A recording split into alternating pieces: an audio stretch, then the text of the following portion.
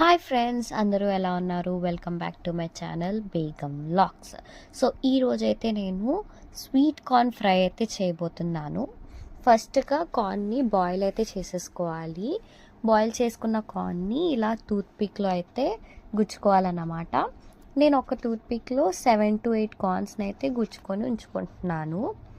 ఇలా అన్ని కార్న్స్ని అయితే ఒక్కొక్కటిగా గుచ్చుకోవాలి.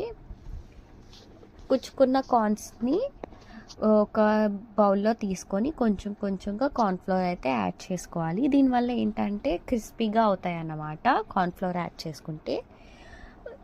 దీంట్లోనే ఒకవేళ ఫ్లేవర్ ఆ ఫ్రైలోనే మిక్స్ అయ్యి మీకు కావాలంటే కార్న్ఫ్లోర్లో కొంచెం ఉప్పు, కారము అండ్ బ్లాక్ పెప్పర్ పౌడర్ని కూడా యాడ్ చేసుకోవచ్చు. దాంతోనే ఫ్లేవర్ అన్నది దాంట్లో ఇదైపోతుంది అన్నమాట, కలిసిపోద్ది అన్నమాట. సో కార్న్ఫ్లోర్ కలుపుకున్న కార్న్ అయితే హై ఫ్లేమ్లో ఇలా డీప్ ఫ్రై అయితే చేసుకోవాలి.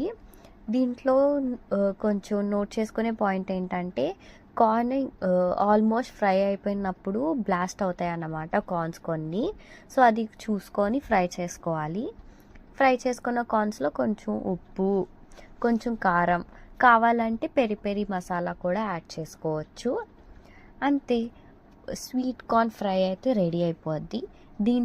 దీంట్లో కెచప్ అండ్ మయోనీస్తో సర్వ్ చేసుకుంటే ఇంకా యమ్మీగా ఉంటుంది.